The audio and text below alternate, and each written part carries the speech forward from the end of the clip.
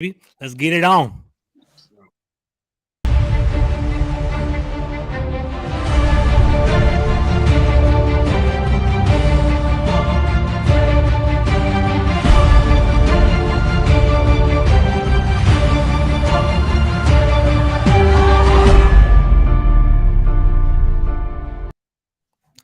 What's up, everybody? It's your boy George Carmi here. Thank you for spending your wonderful Friday evening with us talking NFC East football. I'm here with my man JC from JC Sports Talk Podcast. How you doing today, bro? Hey man, I'm excited. Last night, football NFL season officially kicked off, and then tomorrow, Sunday, actual football kickoff all day, Monday night. Let's get it on. I can't wait, man. Let's get it on. I love the energy right there. And as you can see, JC's representing the Eagles over there. So a little Eagles representation. I'm also here with my boy Cole from Cole's Cowboys. How you doing there, bro? What's up, man? Hey, thanks for having me on. It's all good, man. Of course, man. It's my pleasure. So, guys, as we're starting to see some Eagle fans coming into the chat, I like that representing off the break. It's all good. What's up, Miss Bird Gang? I know about you. It's all good. So, what's going on, everybody? So, let's JC kind of set the tone, man. I love football. You love football. That's why we're here.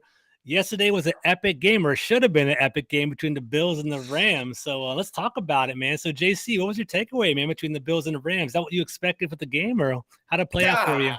Golly. I mean, I was shocked, man. Like I thought that the Bills was going to win the game, right? 33-28. That was my score prediction all day. Bills 33-28. I felt 18 points short on the Rams side. Yeah. But man, I did not see this coming. Like from the jump, the Bills looked like the better team, the more dominant team. But then at halftime, it was only 10-10. They kept on turning the ball over. I mean, and halftime 10-10, I'm like, look, the Rams about to get the ball back. They're about to go down, and we're about to have a showdown, a shootout. Boy, was I wrong. The Bills came in and made a statement. I know it's only game one, but they didn't go against a sorry behind team, a rebuild team. They went against the Super Bowl defending champions, right? The banner got raised. Everybody psyched up at their home. Rock was there talking smack and all that. I mean, the atmosphere was set for a Rams victory, a good game at least. It was nothing but a blowout, a butt kicking. I mean, but I don't know. I mean, does that set the tone for the upcoming Sunday game or for the season? How teams that you think is supposed to dominate, some games are not, or what? But I'm excited, man. But yeah. Now you told a great story, man. You framed it very, very well. Basically, the teams, a lot of hype and energy. They showed SoFi Stadium, the Rock going on. They raised the banner. Odell Beckham was there. It looked like a pretty good game. I was actually considering putting money on that. I was like, you know what? Like I think the Rams are -2.5. I was like, I'm gonna throw some 20 on the Rams, and I thought there was gonna be a pretty good game. The over under was 52 as well. So I was like, all right, maybe I'll put some money on it. But then, dude. The Bills came out hot. Josh Allen was on fire. Josh Allen looked like MVP material yesterday. He looked good yesterday. And then basically, even though he came out sharp, he had a couple of turnovers. It was 10-10 at halftime. I was like, all right, what's going to happen here? And then second half, man. So cool. What's up with you? What'd you think of the game, bro? Oh, yeah, man. Of course, I had the Bills winning this game. I thought it was going to be a close game. I thought the Browns would probably, put up more of a fight, but I knew it was going to be at least a little hangover on their end. But I'm just gonna lay it flat out, you know what I'm saying? I ain't gonna, you know what I'm saying, sugarcoat nothing about the Rams team. Let's be real, man. Yeah, they made all these flashy moves that everybody like to see. But the biggest problem that they had last night was their offensive line. They couldn't run the ball worth nothing. I think they averaged between Cam Akers, which I had on my fantasy team, by the way. That was a joke. That was a joke all day long today, man. For real. But go ahead, yeah. Exactly, man. I had him on my fantasy, so he hurt me real bad on that. They him and Jefferson. They average 34 yards total. That's you're not gonna win games that way. The defense was not. The defense didn't show up. The Bills basically came out there, said, "Okay, go ahead and put y'all banner up," and punched them in the mouth. Punch them in the mouth after the halftime. After halftime, they saw that the Rams was not doing nothing. They said, "Hey, let's release the dogs on them right now, man. Let's go ahead and end this right now." Man, basically finished them. They were done. And it was crazy. Yeah. So I love Stephon Diggs. That's my boy. I live in Maryland. I'm from Rockville, Maryland. Grew up in Rockville, Gettysburg, Maryland. He's from Olney, Maryland, which went to Good Counsel High School, which is like 10 minutes from our spot. So I love representing him. He was cooking Jalen Ramsey yesterday, man. He was, and basically he's becoming one of the best route runners in the league. I love watching it, man. So it's real good to see that right there. So it was good, man. So that was a really it was a good takeaway. But see, I think real quick. See, I think that the Bills had this sour taste in their mouth from the way last season ended. You know, overtime to the Chiefs. I mean, they were at least they put up a good fight, and then you go see the banner that you like. Man, we should have probably be playing in Super Bowl last year, and the banner came down. They got Von Miller. Von Miller is trying to become the first player to win 3 Super Bowls with 3 different teams. That'd be awesome. That'd be impressive, right? I mean, they got a lot of motivation. Their defense, number 97, Phillips up in the middle. I mean, them boys, like last year, that was a little bit of the weakness. And then White got to come back still. Remember that he wasn't out there. So defense was a little bit of an issue for him last year. But I think in the offseason, they upgraded a little bit, especially the Von Miller signing is one of those most underrated signings. I agree with that. One piece away. He had 2 sacks yesterday too, which was very impressive, right? So it definitely was eye-opening. And another thing that was eye-opening to me was the Bills' defensive line that you were trying to talk about, JC. Like, I don't know if it's the Bills' defensive line or the Rams' offensive line. You know, it's one chapter in the story, kind of figuring that out as we go. But basically, we'll see how it plays out. But it was a pretty big game over there. My boy Gunny, man, I love his firing shots in the chat right now. Saying Cowboys done too. I like this. Okay, good stuff over here. What's up, Coach Dante? What's going on with you, brother? How you doing? What's up, Coach? What's going on over here? Nobody thinking about last year, but the Eagles. Okay, and then here we go. We got Sadiq Charles basically representing fam. What's up, man? So it's good to see y'all today. That's cool, man. Before we pivot into our NFC East talk, let's start off with Cole. You know, the Rams, man, they were, you know, I would say these two are big favorites to win the Super Bowl. Yeah, at least the Bills are the front runner to win the whole thing. Having the Rams knocked out, and I know you guys have high expectations in Dallas and Philadelphia. Does this change your perspective on the NFC altogether with the Rams getting knocked off? Would they look weaker, or was that just an aberration of a game and not really so good? Or what's your take so far, Cole? I never take week 1 serious. You know, week 1, you can't. What we saw last night, we can't be like, oh, yeah, the Rams, you know, they trash. Now, I will say it's big question marks on Matthew Stafford because he did the same thing last year. He was just handicapped with their defense. So we'll see how he does this year. But I think that the Rams will pull together. They play the Falcons next week.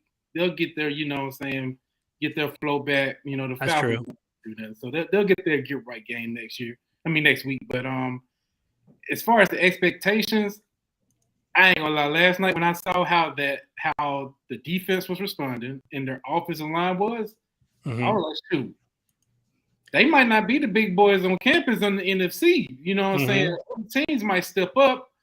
You know what I'm saying? One particular team, we're gonna see what they're gonna do on Sunday. I ain't gonna name. You know what I'm saying? we're gonna talk about that today. We can talk about it. It'll be all good. But I think that we can give. I think a good margin of the teams in the NFC can put up a fight on against the Rams this season. I don't think they're the same team they were last year. One thing that basically kind of opened my eye was how bad Matt Stafford's elbow was. Like we kind of heard about it over the summer and kind of heard about like, you know, what's going on. But, you know, like I think it was, what's his name?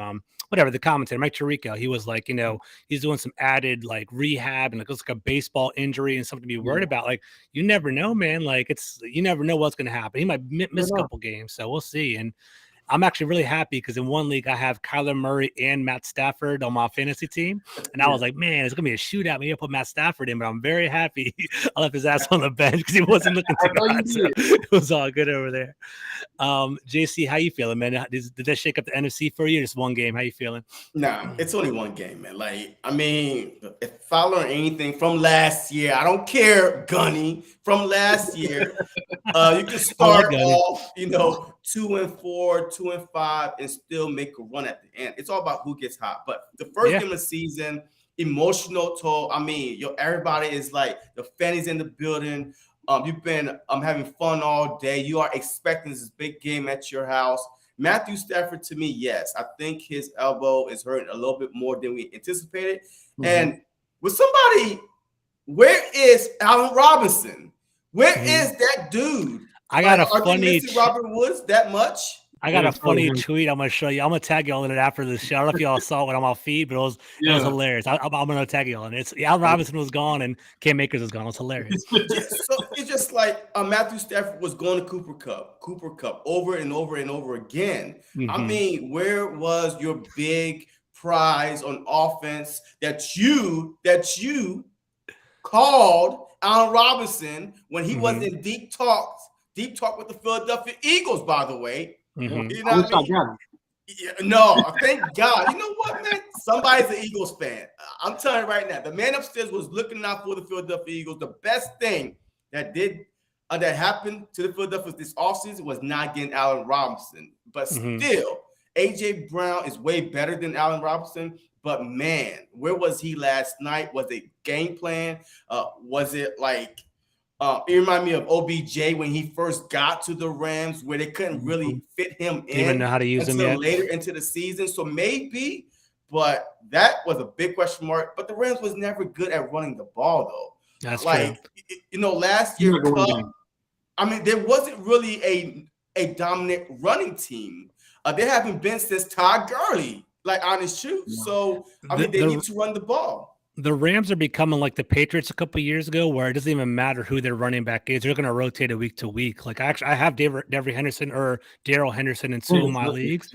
Yeah, Darrell Henderson retired, but I have Darrell Henderson in two of my leagues. And basically, I didn't start him. And it's like, potentially I'll start him next week. He'll be on the bench. Cam Akers will play. I know how it's going to work out. I have him on the bench, but it's like I don't trust any of them yet. And you're right. Like, Henderson played yesterday, but it wasn't dominant. He basically was kind of like 3 yards, whatever, and he had he had a 115-yard run. I think he ended up with like 77 total yards, but he didn't score. So it's we'll see what's up with that. So, but this is the best time to get a sucker right here. All right, they watched Darrell Henderson last night. Go, trade him while he's hot, because everybody was like, "Where Cam Akers? He must be in the doghouse." But Robert, Henderson was starting, so go trade him right now. Get somebody that's not in a backfield by committee that you never know who's going to start. So go trade him right now. His stock is through the roof. And one thing about Henderson, he's always hot in the beginning of the season. Yeah. But towards the end, they always phase away from him. Like, I remember we played him in 2020 in that season opener. He was going in on us. You know what I'm saying? We couldn't stop him.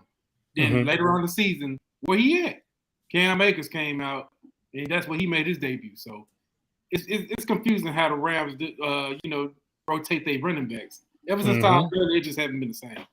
Yeah, exactly right. They ran him into the ground too. Yeah. I like what Steve Lupton's saying right here, man. Cooper Kupp, man, that's my boy. Last year I won the fantasy championship. I had Dalvin Cook, Josh Allen, and Cooper Kupp, and that man just went off in the playoffs. Yeah. So I'm all about Cooper Kupp, so we can represent him all day long. So I guess one question before we pivot to NFC East, because this is a question I posed on Twitter. How come Cooper Kupp doesn't get his flowers, man? I feel like everyone represents, Justin Jefferson, Devontae Adams. People love those other guys, but they don't give Cooper Kupp any props. Cole, how you feel about that? I just feel like, nobody was really people was talking about Cooper Kupp previous to last year, but he's not one of those popular picks. That, I feel like most people think, okay, Cooper Kupp had an amazing season last year, but when he continued, you know what I'm saying? Yeah. So people still have those favorites in Jamar Chase and Justin Jefferson. Cooper Kupp is a quiet guy too. He not flashy like all the guys that we like, put out there. It's kind of like how Terry McLaurin, you know what I'm saying? He's quiet. Yeah. He's out there, but nobody talks about him. But he's, you know what I'm saying? He's a good receiver. Everyone knows he's good, but he doesn't bring that flash and the pizzazz. I feel you. I got you. Yeah, I got you. JC, you got anything to add to that, or are you good? Yeah, I agree, man. I mean, to me, Cooper Kupp is at least a top 5 wide receiver in this league, and he should be getting his flowers, especially winning the Triple Crown last year.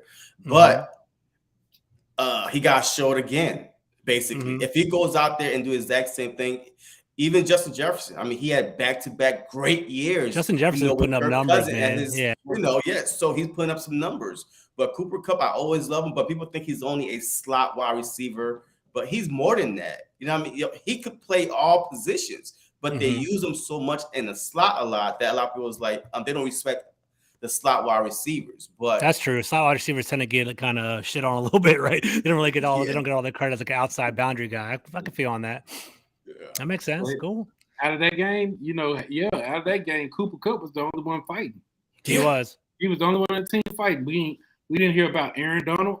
He only had 1 second. Yeah, 1 sack. Yeah.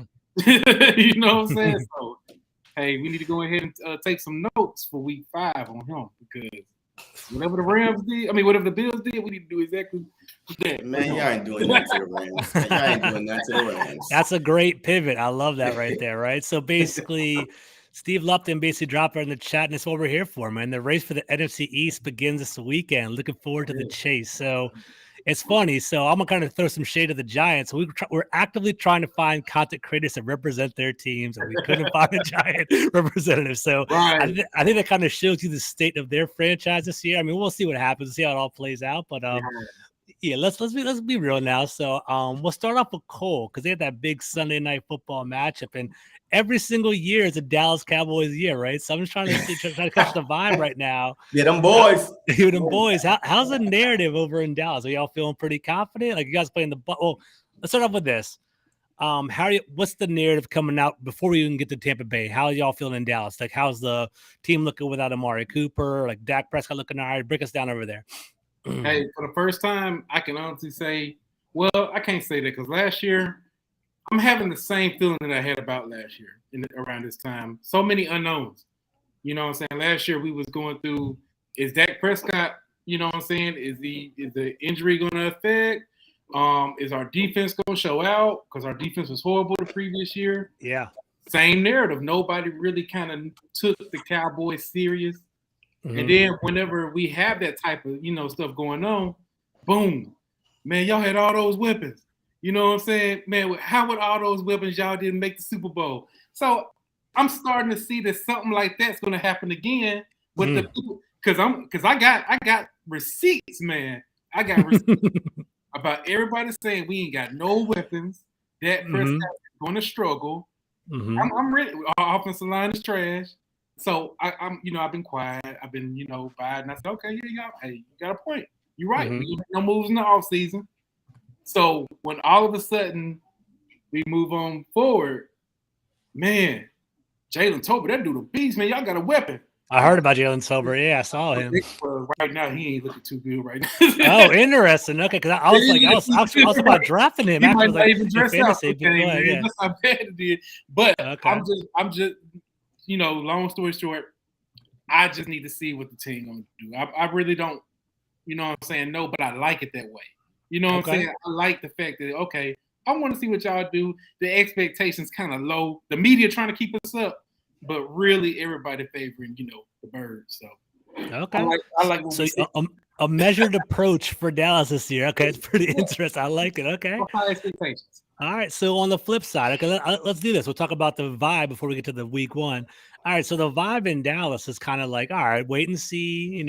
Things are different. I remember, I think last year, Cole, wasn't last year where like Dak Prescott's shoulder was hurt during training camp and wasn't practicing? Was that last year or 2 years ago? Move right now. Okay. All right. He's chilling. Okay. So Dallas has measured expectations. The Eagle expectation is sky high. I'm hearing about it every single day, JC. How do you feel about this? Hey, before I talk my Birds real quick, let me say something about the Cowboys, the reason why, right? The Cowboys, to me, is a team, whether they have talent or not, it's always an excuse. Always an excuse. For the longest time, they've always had the best talent in the NFC. Almost every year, like straight up. No quarterback struggles, really. Like the only team in the NFC, 6 years in a row with a consistent quarterback. Every team is like figuring out who is their quarterback, who's this and that, rebuilding teams. But they've been the only team that's been solid. So the whole sympathy and everybody think we ain't got that. We ain't trying to hear that no more. Carson Wentz took the Philadelphia Eagles to the playoffs with wide receivers off the practice squad, off the streets. So if he could do it in the NFC, so Dak Prescott should be able to do it with CeeDee Lamb, Gallup, and Tolbert, with y'all 2 tight end set. So I'm not feeling sorry for them.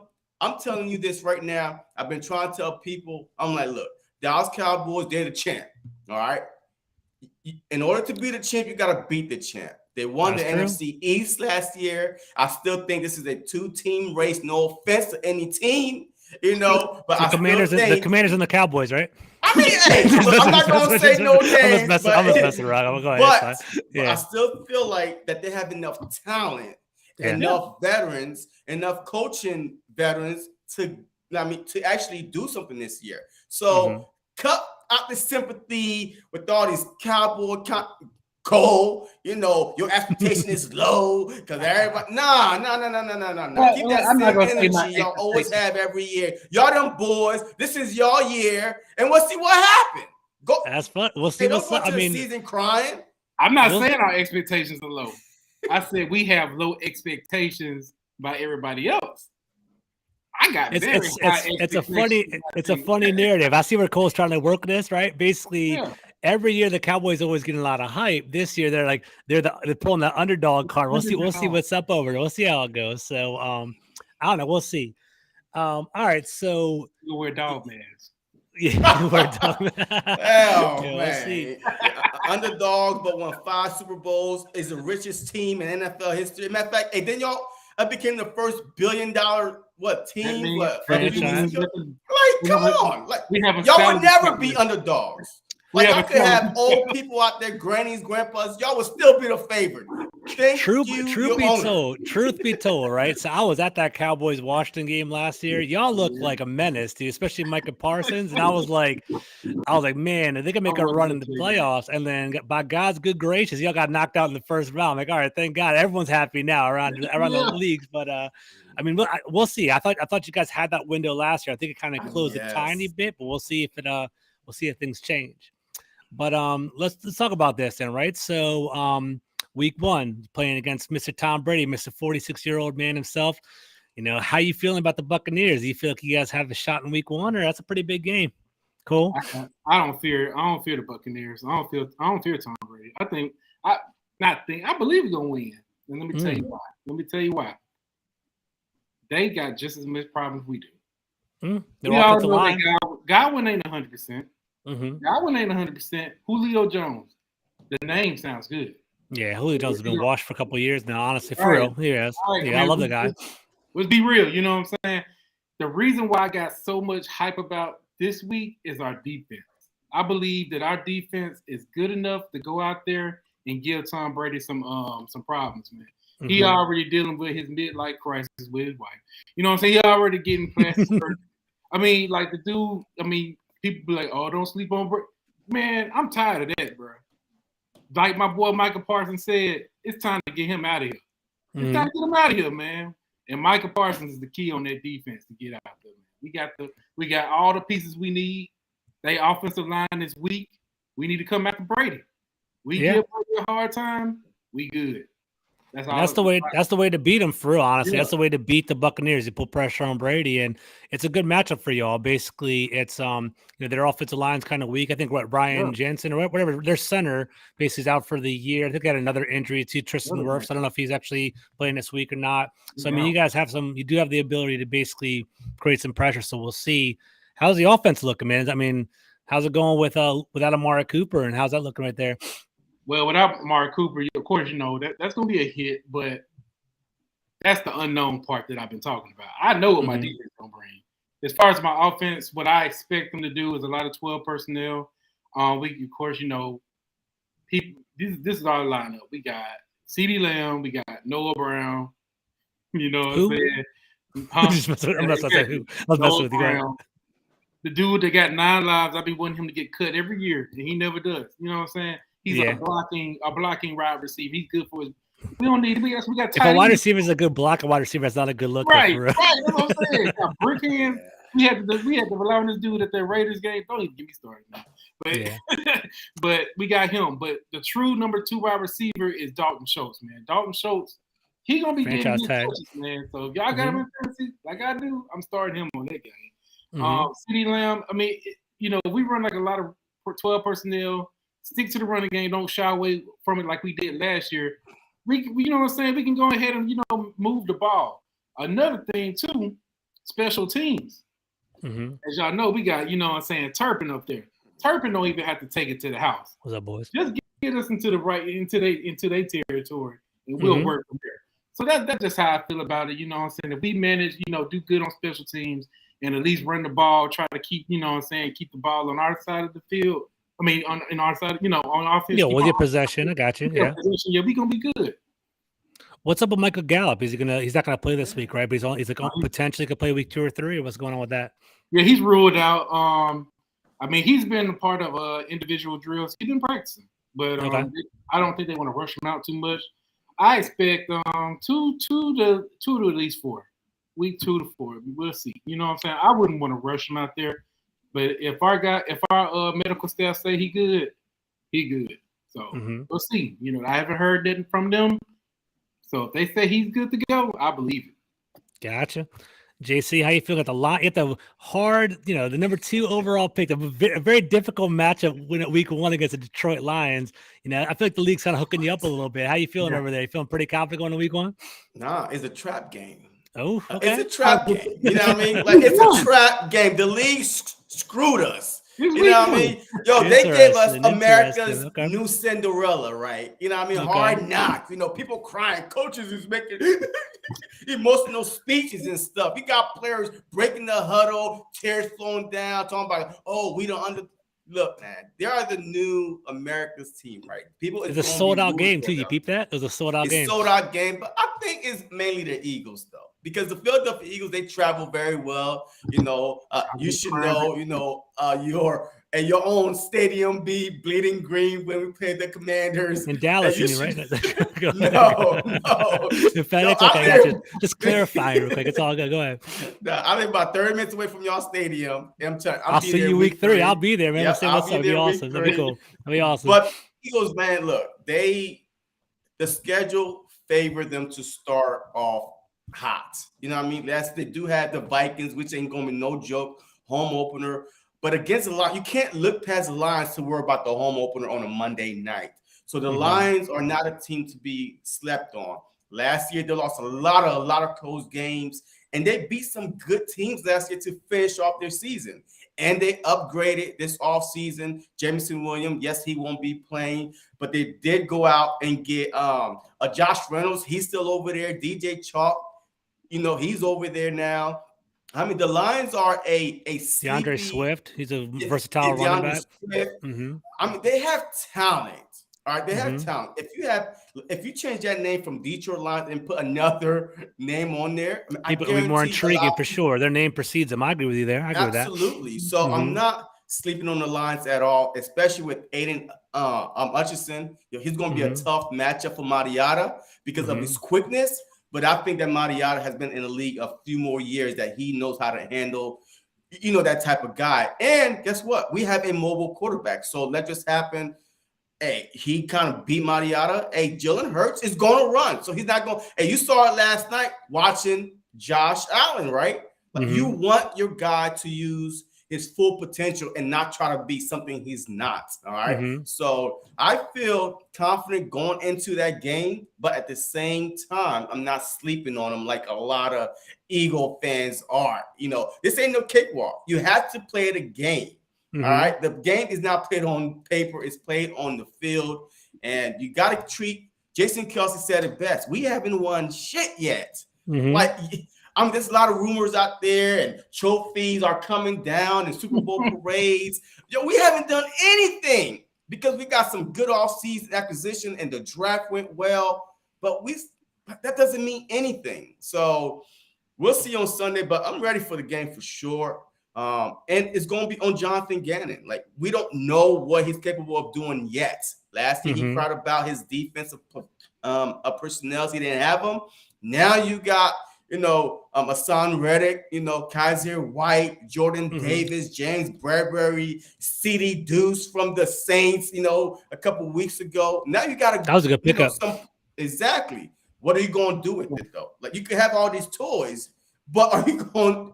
Do you know how to use them properly? So, but we'll see after week 1. But I definitely feel confident enough that we're going to go to Detroit and run it down the throat. Especially yesterday when I had a Detroit Lion content creator on my show, he told me, "Yo, their linebackers is weak. Their their defensive back is weak, so you could run on them. So there's no need to get out of character because you got AJ Brown and start throwing. Do what worked last year and see, and now adjust as the game go along." I feel you, man. So you don't have to tell me twice about dream teams and paying for free agents and doing all that, right? Because I'm used to that over here in DC. We'll see how it goes. Over the past couple of years, we've been building the right way. We've been putting our our team together, kind of drafting as opposed to chasing free agents. I kind of wish Washington was more aggressive. It's kind of funny. Like I talked to Dallas kind of creators over the summer, and both of us were kind of like, "Damn, where are the free agents coming? We didn't really have anything coming our way." While the Eagles are plucking and putting the team together. And the thing that drove me crazy is like it's the running joke. I'll throw you guys a little bone right here. The running joke in DC is we call our team the Commanders, like Commanders and Panthers, because Ron Rivera basically just keep picking up people over and over again from the from the Panthers, the coaches and players, but he didn't get James Bradbury. And I was like, come on, man, out of all the ones to get, that's the one to get. I would love to have him on our squad. So we'll see how that goes. But we're playing. See one thing real quick. Go ahead. See one thing real quick. Like the Eagles, like they weren't free agents that they got. I mean, yes, Kaiser White and James Bradbury got released because of a contract issue, but they traded for AJ Brown. They traded for CD Deuce. I mean, they are trading for people that nobody is even looking at, because they think they can't get them. But Howie Roseman, as soon as he hear ramblings about, hey, this player is being unhappy, he's on the phone. Like this, this tweet was like, if Howie Roseman is calling you, don't pick up the phone. Like this dude is. So y'all in on Roseman now. Weren't you guys against him a couple years ago, right? Hell, JJ Arcega-Whiteside and Jalen Reagor. Oh, so yes. You guys were against him, and then AJ Brown to me from a third party was basically like, dude, I'm sick of drafting wide receivers and whiffing. I'm just gonna go get AJ Brown. That's kind of the story, right? That's what I'm thinking, right? So absolutely, yeah. If our GM had to ride around Dallas in a bulletproof truck, I'm sure they'll do good too. You know what I'm saying? Sure, y'all had the bully Roseman just for him to make good moves. Hey, that's funny. See, man. One thing about Howie Roseman, man, he admitted this past week, a few days ago, he made a mistake. Not a lot of GM, especially not Howie Roseman, come out and say, I made a mistake when drafting Jalen Reagor. If I could do it all over again, I would just pick the best player. He said it from now on, he will pick the best player available, not what he thinks fits, but the best player available. So it was music to the Eagle fans to hear him say that, because the past couple of drafts been hitting Alabama guys, Georgia guys. So now you see where they are leaning towards to. Hey, JC, who was the talk, like when people talk about BPA and messing with Reagor, who was the guy they could have had? What do you think? That would have been a good fit. Justin Jefferson. Oh, okay. He was still on the board when that happened. Okay. Yeah, Justin Jefferson. The Vikings GM, they showed the draft room and they were laughing at the Eagles. Like when they drafted. I think I know what you're talking about. I think I do remember seeing that or going around. It was like, go ahead, make the call. And the worst part is Justin Jefferson was looking for housing in Philly because he was so sure that he was going to get drafted by Philly, and then he got. Like just right there, because they went for these kind of gadget players, right? You know what I mean? Little fast, small wide receivers. But no, you should went for Justin Jefferson, but he made up for it. Devontae Smith, AJ Brown. I mean, you can't ask for a better duo than that. But it took a while. But hey, better late than never, right, Cole? Right, Cole? I think the Vikings saved Justin Jefferson's career. I mean, just imagine him having to catch passes from a quarterback that came and throw 20 yards. Hold up, because Carson Wentz was the quarterback then. Carson Wentz was the quarterback. Well, that's even worse. See? All right, see? You know I'm being spicy, man. I got You're mute. Am I muted? No. George is muted. You're still muted. Can you hear me now? Yeah. Good. All right. Well, I'll say you guys brought up Carson Wentz. So obviously Carson Wentz is nice, right? So we'll kind of talk about that a little bit. We'll mess with you right there. So we'll bring it up. We'll talk about him in a minute. And, JC, give me some feedback. So Carson Wentz, and the Commanders week 1, we're going to see how that plays out. Speaking of draft picks, right? So Washington traded back. They had the 11th pick in the draft. They traded back to 16th. It had a domino effect there, right? We all wanted Chris Olave over in Washington. Chris Olave is a beast, man. So we'll see. That might be our regret in the future. We'll see how that goes. But I want to put it on your radar from like a Commanders fan, from like insider fan. Jahan Dotson from Penn State. We talk about this, JC. He's actually right now. He's looking pretty good. And we have a little trio here. We basically have Curtis Samuel, we have Jahan Dotson, and we have Terry McLaurin. And, we'll see if Carson Wentz can actually put it together. And JC, whenever you give me some feedback about him in a little bit. So we'll see if he can put it together. The domino effect with trading back from 11 to 16 basically created a lot of opportunities for us, right? So we traded back. We got Alabama's running back, Brian Robinson. He had 14 touchdowns last year, 1,300 yards. Did you guys see what happened to him at all? By anything? Yeah. He got shot in the leg. Shot, man. So basically, he was supposed to be our RB1. So we'll see how that plays out. He's actually for the Cowboys and Eagles listeners, he's lucky, man. He got shot in the glute and he got shot in the kneecap. When he got shot in the kneecap, it was more of a graze. Didn't hit any bones and hit any muscles. So he's basically he's doing all right. There was a talk of maybe him playing in week 1, 2, or 3. They're talking about that, but basically, what they did for his mental, they basically gave him a 4-week like a non-injury, 4-week, designation or whatever, just for psychologically, so he can have psychologically true treatment and just rehab and be ready for week 5. So we'll see what's up over there. So he was a beast, though. He was looking good during training camp, so that's kind of a hit for us. But we got Brian Robinson, we got Sam Howell as a result of that trade back too, and he might be, he actually was looking pretty good in training camp. Carson Wentz about to be benched. I don't know. We'll see. We'll talk about that. So I don't know if Sam Howell's going to see the field this year, but he looked pretty nice. It was like Sam Howell had the most passing yards in the preseason and looked pretty solid. So him and Kenny Pickett were looking pretty nice in the preseason. So we'll see. But I'm worried because just like you, JC, the Jaguars is a trap game. We'll see. And the Jaguars, they got rid of Urban Meyer, man. They got Doug Peterson from the Philadelphia. You guys know about him. He knows Washington pretty well. Trevor Lawrence might bounce back. They got Marvin Jones. They got Zay Jones. They got Etienne back. They got Christian Kirk, Evan Ingram. So they're starting to stack up a little bit. So we'll see. And Chase Young's going to be out for a little while. So we'll see how that plays out. But JC, what's your thoughts on Carson, man? Both of y'all, what's your thoughts on Carson? You guys think he's trash? What's your perspective on that? Look, I don't think Carson is trash at all. I just think that he has happy feet a lot. He doesn't trust his first read. His first read be there, and then he holds on to the ball too long. Man, I was fed up with Carson Wentz when we played Dallas, right? I think it was a couple of years ago. And I don't know, that was the ugliest play I've ever seen in my life on Sunday Night Football. He's running out the pocket.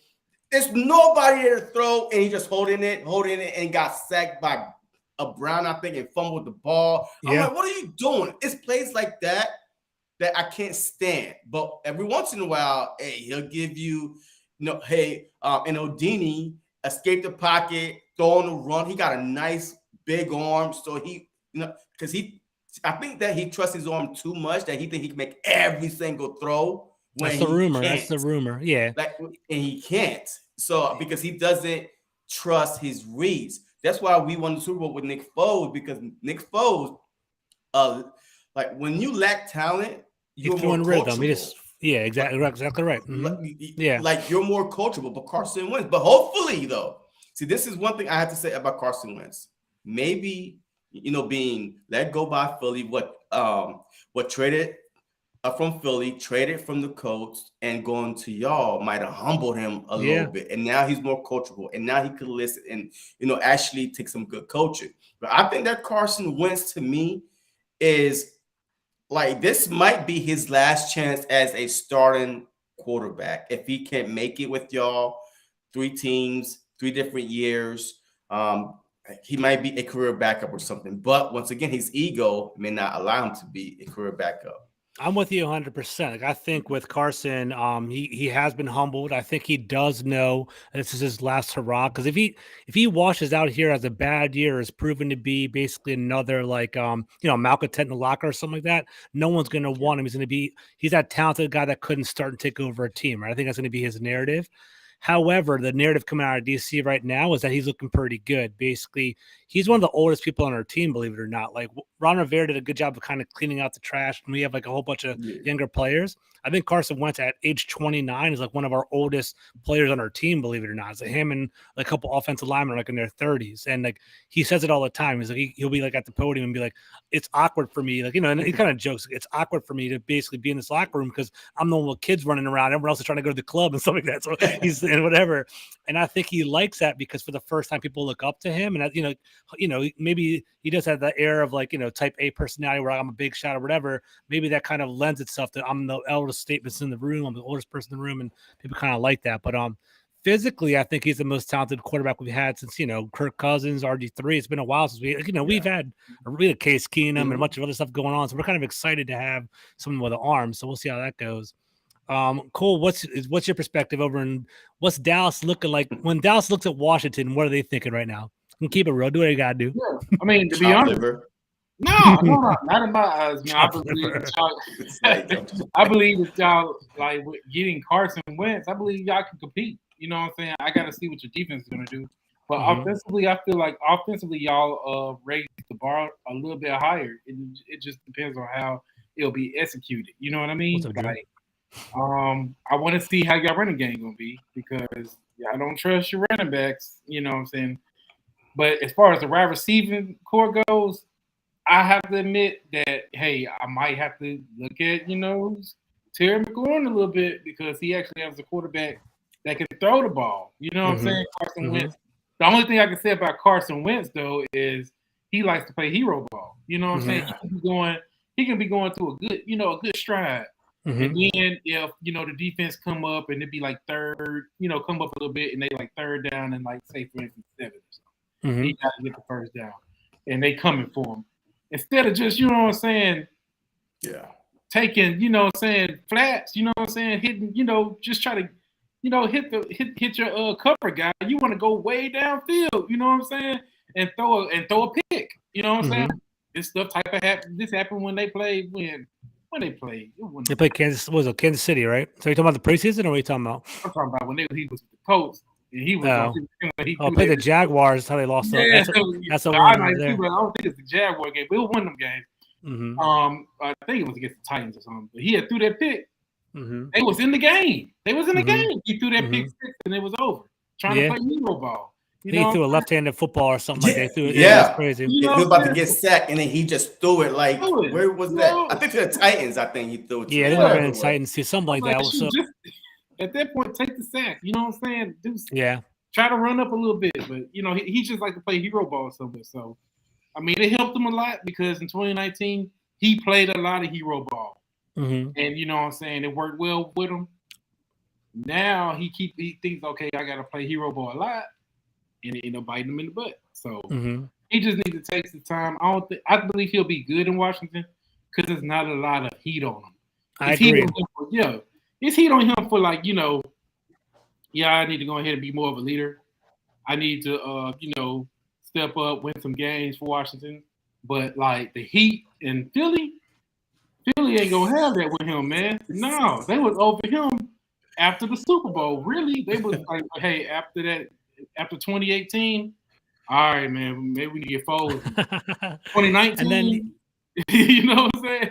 So and then basically Irsay, man, like whatever, Irsay's a little bit off the rocker, man, for real, over the Colts owner, and basically like all the insiders. There's a great insider named John Carmi, writes for ESPN. I don't know if you guys even follow him or know about him, but he's a good writer.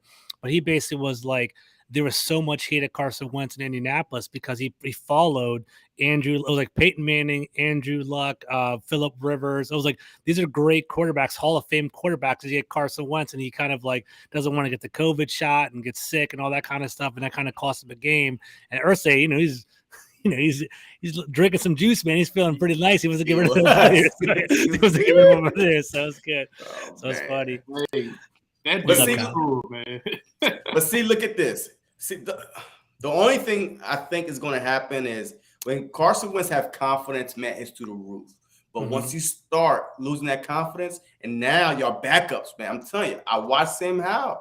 He looks pretty good in y'all system.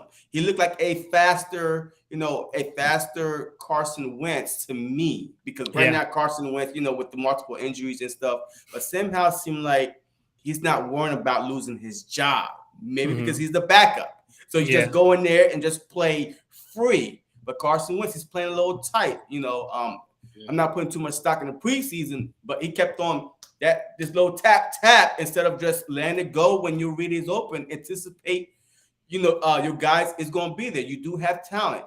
Scary Terry ain't no joke. Logan Thomas. You still got Curtis Samuels if he come back healthy enough. Jahan Dobson.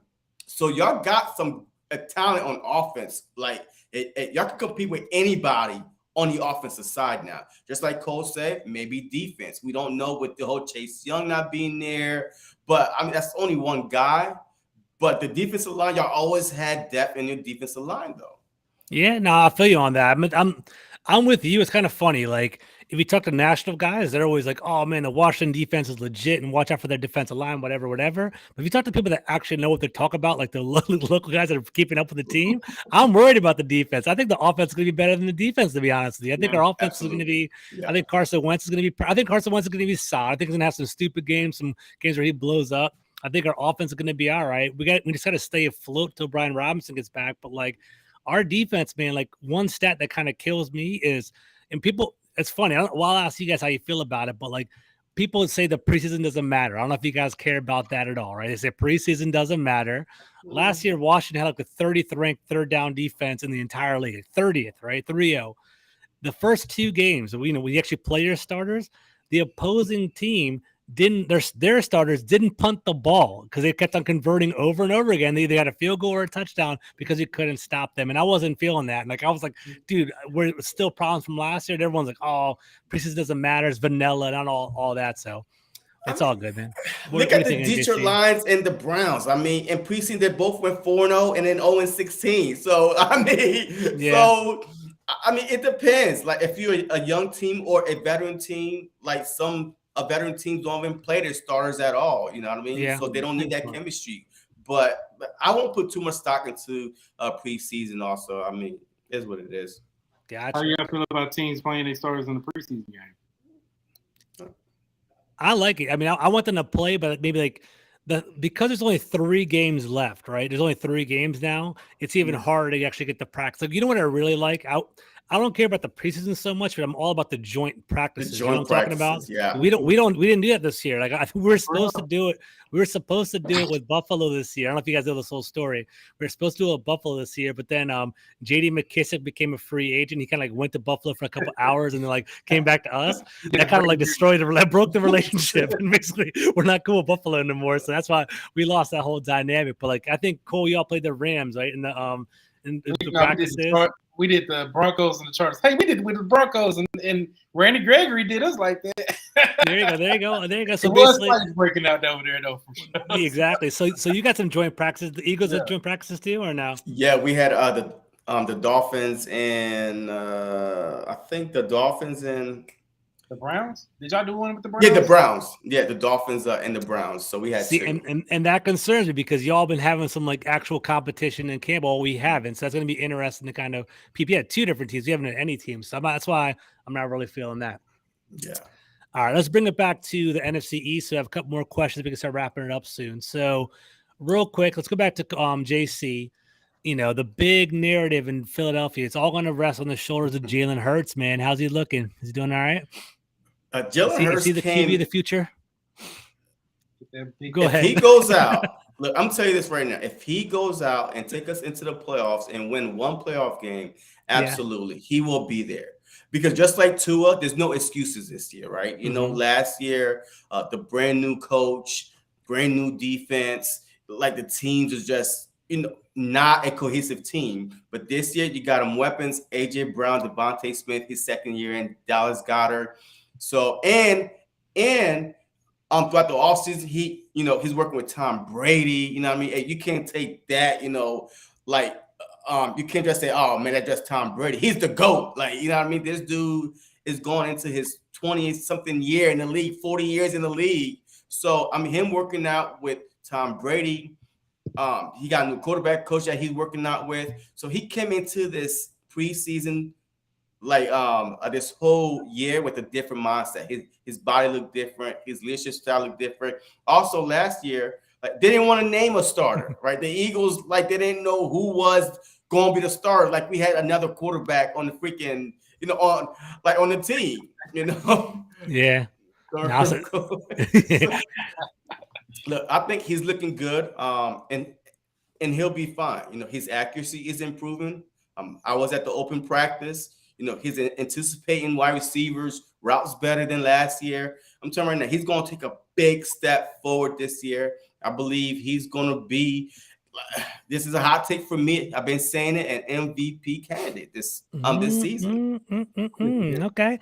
Honestly, like I'll give. I don't know if I agree to that, but I can see that coming. You know what I'm saying? If like the Eagles pull off like the season that everyone thinks they're going to be, like a 12-5 kind of season, they could be up there for a candidate. We'll see how that. Let me ask you a question real quick. Like Lamar Jackson's second year going into, did anybody see him coming? The year he won the MVP. People were saying what? He was a runner, not a thrower. And then he heard the rumors, worked on it, came in his second year and took the league by storm, like throwing 36 touchdowns. I mean, but I'm not saying those type of numbers, but Jalen Hurts is a mobile quarterback. He's a winner. He's a proven winner everywhere he's been. The one counter argument, you can tell me if I'm wrong with this, right, is that basically Lamar Jackson was a much more accomplished quarterback in college, though, right? Like, well, Jalen Hurts had that Alabama team. Absolutely. Well, we'll talk about that in a second. Did the Alabama team, so he won the national championship and you kind of part of that program. Lamar Jackson won the Heisman Trophy. Lamar Jackson was running touchdowns and scoring like he was like a reincarnated Michael Vick. He basically was all over the place. So like his whole question was, can he become that level? And like I think there's some old school commentators that were saying some dumb things and didn't really realize the potential that he could get to. But Lamar, I think Lamar always had the potential. But go ahead, you said absolutely not. Well, because guess what? When Jalen Hurts went to Oklahoma, he left Alabama, went to Oklahoma with whatever Mayfield, that right? coach is. Okay, go ahead. No, that coach, he was a Heisman runner-up. Mm-hmm. So he also, was lighting the league on fire in the, at OU. So to me, it seems like that when you doubt a player with a mindset, especially a coach's son, right? You know what I mean? He knows exactly what he got to do. He knows he's on the hot seat. Yes, he's saying the right things now. I don't hear the rumors. I don't do this. Okay, that's cool. He grew up around that type of pressure. He was successful at Alabama. Had a couple bad games. He got benched for Tua. He came in and still won the SEC championship. You know what I mean? So and then he transferred to OU. Heisman runner-up first year. And so the talent is there. The potential is there. Now he got the weapons. We just gonna have to see. We do have to see. That's a whole story right there. That's a great pivot right here, right? So we have to see what's going on. Cole, I'll put a lot of pressure on you. Who's going to win the NFC East in your opinion? In my opinion, the Cowboys. Okay. Why is that? You can't even say that with a straight face. All right, yeah. We're going to be the first team out of the East since 2004 to run it back, man. Hey, our schedule favors us so much. Because we'll have a rocky start in the beginning, and then the rest of it is smooth. Rocky start to the beginning, okay. The rest of it is smooth sailing. Like I just know the Eagles gonna stumble, man. They gonna. We different, bro. Hurts, man. Different. Like, are we really putting a bag on Hurts, man? JC, come on. Man. The Eagles are built different. Y'all should see this year after year. Okay. You can't ever count the Eagles out. Y'all seen it year after year after year, regardless how bad the situation may be, the players, whatever. They're never out of it. Can't nobody else say that in the NFC East. You can't never. Like that's how we got the underdog role, the mentality. You know what I mean? Because you can't be underdog and have 5 Super Bowls and live in Dallas. You know what I mean? And you can't be underdogs. The Philadelphia Eagles, like they are built for the city. Like they Yo, they play for the city of Philadelphia. Like that's all cute, man. With the it's all cute, but videos, but you have seen it. But did you think that the Eagles, regardless if it was a 7 seed or not, did you see any way, anyhow, that they was going to make the playoffs last year with 2-5 record when they became the first team to actually make the playoffs after starting 2-5? To JC's point, the Eagles are supposed to be like 4-13 last year, right? They kind of overachieved last year, like so they definitely stepped up a little bit. I think, I'm not trying to hate on the Eagles at all, but I feel like the Eagles kind of had a lucky stretch at the end of the year because all the different quarterbacks that they were playing against. And basically you kind of showed out, like you kind of showed a little bit during the Buccaneers game. When you guys played the Buccaneers, I think you all down 34-0 in that game at one point, right? So you guys came back a little bit. Yeah, so I feel you a little, like you guys, in my opinion, okay, and this is, remember the 2020 like Washington football team, that other team? So they basically they were 7-9-1 in the division, but they played like Ben DiNucci and they played all these these sauce quarterbacks, right? And they basically got to the playoffs and they fought, but like it was at least a year or two ahead. The only reason why I think that story is a little bit different than yours right now is because you guys reloaded during the offseason while we didn't go so hard. So maybe those new players will potentially put it together. But let me throw you the question. So I'm sure I know the answer to this. Who's going to win the division for the NFC East, JC? I think just based on history that this division have not been won by the same team since 2004, 2005, since the Eagles did it. I think the Philadelphia Eagles are positioned themselves with the schedule that they have. What Cole don't understand is when you are I love the hate. It's awesome. Yeah, like when you start off 2-5, it takes a toll. Like to try to get back to 500, that grind. Exactly. It's a final uphill battle. So you keep saying that our schedule is hard in the beginning, and then we're gonna run off with someone. When did y'all ever do that? Like, when did the Cowboys ever fall to the end to actually make a wild card? In 2018. Wait, what? 2018, we were struggling. We were 3-5. Then when we got Amari Cooper. And towards the end of our schedule, after I buy. But y'all won the division. Huh? Y'all won the division. We was the wild card team in 2018. The double you're talking about being a wild card. We never. But that's what I'm saying, though. Yeah. Like, because you're saying that, hey, we'll fight and win the division, blah, blah, blah, an uphill battle. Y'all not built to fight uphill battles, though. Y'all not built. Y'all not that We never had to. We never had to, man. In December, y'all MIA. Like in December, y'all got one of the worst spread, what 500 or worse, and when it start getting cold, because y'all seem to start. Is that true, Cole? I didn't know that's true. Y'all did pretty good in December. Last year, I think we lost like one game in December. But congratulations, last year. So real quick, first of all, shout out to Steve, man. I appreciate it. You fellas need to run this back during the course of the season. Good stuff. We definitely run it back. JC and Cole are my boys. I like working with them. It's very natural. Oh. It's funny too. I like it. Cole, real quick, and we'll pose it back to JC. Like, do we expect 2 playoff teams from this division, Cole? How you feeling about that? Or maybe can we squeeze out 3? So. It happens. Go ahead. I believe so, man. I believe at least 2. I believe at least 2 can come out this division. Okay. What are you thinking? What are you thinking about? The Cowboys and the Commanders, man. I want them Eagles to play them. That's what I'm wishing for. I love it. I love how I'm kind of out. I'm kind of out of the bullets right now. I like it. Okay, that's cool. I'll take the Commanders coming on now with us, man. We potentially now there's 2 extra wild cards. Well, there's 3 wild cards now, right? So potentially we could get 3 out of our division. We'll see what's going on. Like I think Washington's going to be like 500-ish, like 8, 9, 10 wins. I think that's kind of where we're at. We'll see how it all plays out, but. We'll see, man. I definitely think 2 is coming out of our division. We'll see how I think health's going to play a factor. QB play is going to play a factor. We'll see how it goes. The NFC West is strong. The NFC North is strong too. I think like Packers and Vikings are going to be playoff teams too. So they might steal one. That's going to steal one of our wild cards to make it 3. So we'll see how that goes. JC, you feel the same way? Yeah, I do agree. I mean, I think there's going to be 2 teams that come out the NFC East. Which 2 teams? I don't know. You know what I mean? I don't know which 2 teams, but there will be 2 teams that come out the NFC. And plus the NFC as a whole, like that conference as a whole, it's a little bit weaker this year. You know what I mean? Mm-hmm. So I could honestly tell you this. If the Cowboys kept the same exact team that they had last year, I guarantee you they probably would have went like at least play in the NFC Championship because that team that defense was going to get better. You know what I mean? But the offense would probably change it a little bit. But I'm telling you right now, the best thing that happened for the rest of the division is Cowboys getting rid of a few players that they didn't keep the same team and less talent on wide receiver wise. But that's their problem. We got a whole new team, man. Hey Cole, what's up with Zeke, man? Do people like him? What's going on in Dallas and Zeke? And Zeke will be comeback player of the year, man. Like, he gonna come out there running for over 1,000 yards. Is it his 1,800? Yeah, I was gonna get him in fantasy. He was falling pretty heavy. He got 10 touchdowns last year. Is he gonna? What year is he in his contract? Is he still pretty year 3 or 4? Last year of his contract. So do you think he'll get re-upped? How do you feel about that? I believe he will. I believe they'll keep him in Jerry Dallas. Jones. If he has a good year, we're gonna lose Pollard.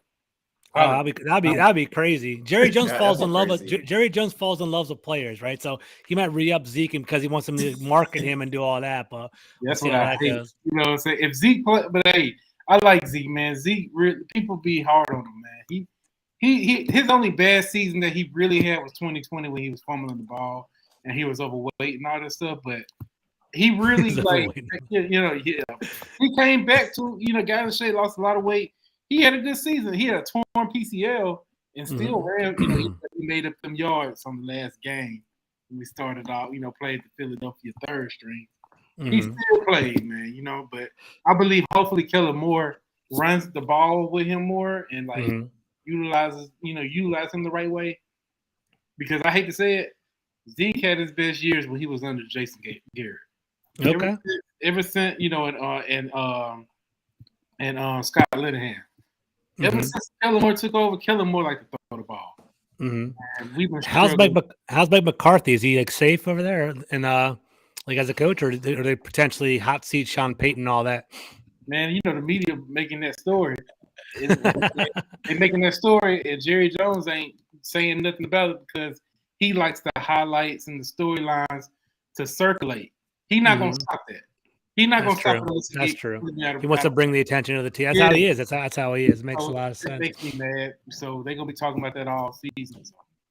Especially if they lose a game. I feel you. Let's do this real quick because we're about at the hour mark. We're going to start wrapping it up. This is what I want you all to do. I want you to name me one breakout player for your team. Someone to keep an eye out for, a common fan, someone that doesn't really follow your team's breakout player for your team. And then give me an area of weakness that you guys still kind of have for your team, you're kind of worried about for the team. So, JC, we'll start off with you. What's a breakout player in an area of weakness? A breakout player, man, I could easily say Goddard, but I'm going to say Quez Watkins. Okay. Quez Watkins, I've been hearing about him for a minute. People they love him in Philadelphia. Yeah, he's an underrated speedster. He's arguably our fastest wide receiver on the team. He can return kicks. He's scheduled right now to return kicks, but we'll see. But he's our possibly our slot wide receiver, or they're going to push him to the outside. But either way, man, Devontae Smith and AJ Brown is going to get most of the coverage. So Quez Watkins this year, a good possession guy, and you need a first down, 3rd and 7, Quez Watkins, because he's always covered by the the worst of the DBs. Cornerback, exactly right. So yeah, him. And as far as weakness go, I have to say our special teams right now, because that's the unknown factor. I don't know who's going to return kicks. I haven't seen it. I mean, our defense, they addressed everything in the offseason, but we still got to see them get play together and stuff like that. But our special teams, I have not seen enough this offseason yet to maybe even say, man, we got a Turpin back there. But we do have Kobe, though. We do have Devin Allen, the Olympic star. But we've got a couple potential, but I just haven't seen it. It's a big secret. But when Sunday comes, we will finally see who's going to return kicks. Even the media keep asking the coaches, but they won't. That's funny. It's like a hidden agenda. I didn't know that was going down. Yeah. All right, Cole. What about you, man? Who's the breakout player? Biggest worry? Yeah, breakout player. I say CeeDee Lamb, man. A lot of people throwing him down like he ain't no dog. You know what I'm saying? So I would like for him to break out. Show the league and the world that he can be a number 1 receiver. So, and as far as weakness is, of course, our offensive line. You know what I'm saying? Very, very concerned about that. I am. But you got Jason Peters, man, the savior. I didn't say he was a savior. I just said at least we got some depth because he's better than the guys that we got. I mean, it's 40 years old, man. That guy's old now. And that's bad. You know what I'm saying? So that's our weakness. I would like, I don't think it's fair for us to throw a lot on Tyler Smith and expect him to be the end-all, be-all for our offensive line because the front office has not set him up for success. Mm-hmm. So I believe the only thing they probably did good at the time was get Jason Peters just so he can mentor the guy, be around, because he has been doing that since he came to Dallas. So hopefully maybe, what I'm saying, he gets them right. We control penalties. So we'll see. That'd be something I'll keep an eye on. Yeah. So for the Commanders, I'll give you guys a really like a more obvious one than more of like a sleeper one, right? So the more obvious one, Montez Sweats. I don't know if you guys are following him at all. He's had a great camp. He's been blowing up the offensive line. He's gonna have, a lot of things are gonna fall on his shoulders because Chase Young is out. But I think he's gonna have a great year because he does have the physical tools. He's been struggling. Like last year, he had a broken jaw. His brother got shot and murdered, so he missed a couple games. A lot of stuff happening, but he's a freak, and I think he's going to ball out this year because it's his 4th year in his contract. So they're either going to give him the 5th-year option, or they're going to basically give him a long-term deal. And I think he's fighting for that. So that's the obvious one. The up-and-coming one is Cole Turner. I don't know if you guys even know who that is, but he's a tight end for us. He basically, Logan Thomas is going to be our tight end 1, but Cole Turner was Carson Strong from Nevada's tight end. He basically was he's a 6'7" tight end. He's basically a wide receiver. He's almost like with Jimmy Graham. He's a pretty big guy. He can catch it in the slot. So I think he's going to be kind of an up-and-coming guy for us. Our biggest weakness is our linebackers, man. Linebackers and our defensive backs. I'm kind of worried about them. You guys know Jason Witten, Zach Ertz, Brenton Selleck, all those for years and years.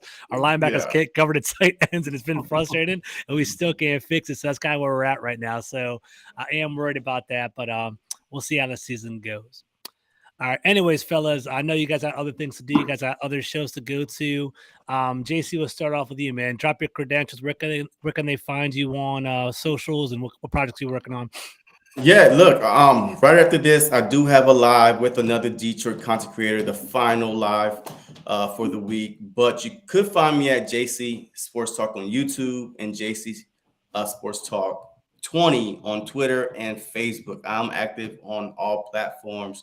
So please, just check me out. I will be doing a lot of play-by-play this season, no matter what team. If it's on primetime game, most likely I will be doing a play-by-play. So, just come have fun, hang out, bring your drink and popcorn and talk your shit.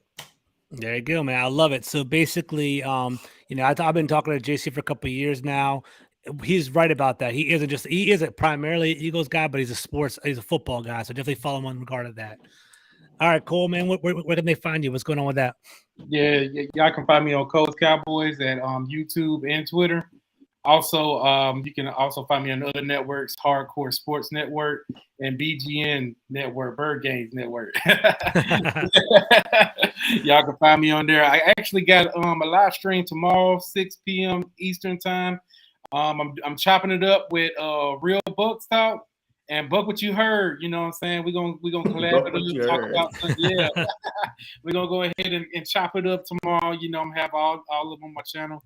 And we're gonna see, talk about this game on Sunday night. So come on, chime in around 6 o'clock Eastern time. That's what's up, man. So, and guys, I'm George Carmi, host of the Full Press Commanders podcast. You can find Full Press Commanders on YouTube. You can find me on Twitter at GCarmi21. You can also find this podcast right here on all audio platforms. It's going to be posted up right after the show. I'm going to be doing a fantasy sports podcast every Sunday morning before the games. I also have season tickets. So I'll be doing some live, vlogging and videos from the games as well. So for any Commanders game in week 3, I'll be there with JC. We'll throw a little video out for you guys, for the fans in the room. So that'd be cool, man. So good hearing from y'all. Have a great rest of the night. Enjoy your Friday. Peace out, y'all. You go Birds.